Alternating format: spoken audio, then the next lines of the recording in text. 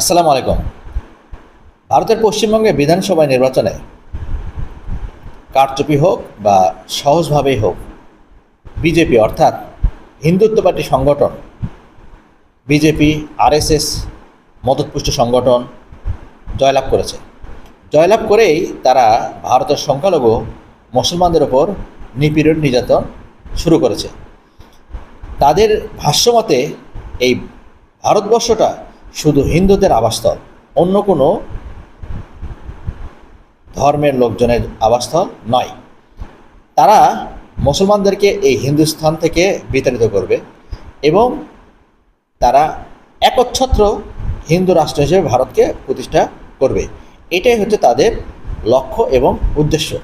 সেই লক্ষ্য এবং উদ্দেশ্য নিয়েই তারা কারচুপি করে হোক বা সঠিকভাবে হোক, তারা পশ্চিমবঙ্গের ক্ষমতায় অধিষ্ঠিত হওয়ার লক্ষ্যে পৌঁছেছে।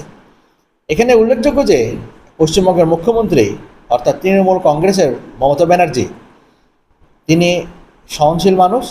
তিনি সব ধর্মের মানুষকে নিয়ে একটা পশ্চিমবঙ্গের একটা সুন্দর পরিবেশ গড়ে তুলেছেন। কিন্তু এই আরএসএস মদতপুষ্ট বিজেপি এইটাকে ভায়োলেট করে মুসলমানদের ওপর নিপীড়ন নির্যাতন শুরু করেছে। এই নিপীড়ন নির্যাতন শুধু যে পশ্চিমবঙ্গের মুসলমানদের মধ্যেই নিবিষ্ট থাকবে তা নয়। তাদের টার্গেট একটা অখণ্ড ভারত তৈরি করা।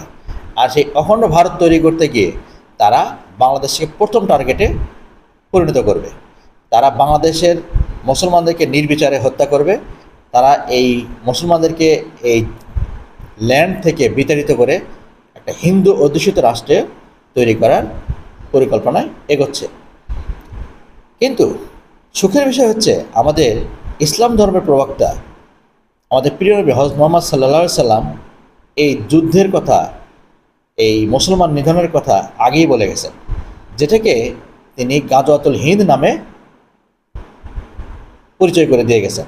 এই গাজওয়াতুল হিন্দ, এই হিন্দুত্ববাদীদের সাথে মুসলমানদের লড়াই হবে। এবং আনন্দের বিষয় হচ্ছে যে 100 কোটি অধিক হিন্দুদেরকে এই সামান্য 20-25 কোটি, 20-30 কোটি মুসলমান পরাজিত করবে এবং পুরো ভারতবর্ষে ইসলামের আলো ছড়িয়ে দেবে। সুতরাং এই আরএসএস হিন্দুত্ববাদীদের হুঙ্কারে ভয় পাওয়ার কিছু নাই। ঈমান বৃদ্ধি করুন, নিজেদের শারীরিক সক্ষমতা বৃদ্ধি করুন, আর্থিক সক্ষমতা বৃদ্ধি করুন এবং নিজেদের মধ্যে ইউনিটি বৃদ্ধি করুন। কারণ আমাদেরকে এই যুদ্ধের মুখোমুখি হতে হবে এবং সেই যুদ্ধে আমরা হিন্দুত্ববাদীকে পরাজিত করবই ইনশাআল্লাহ।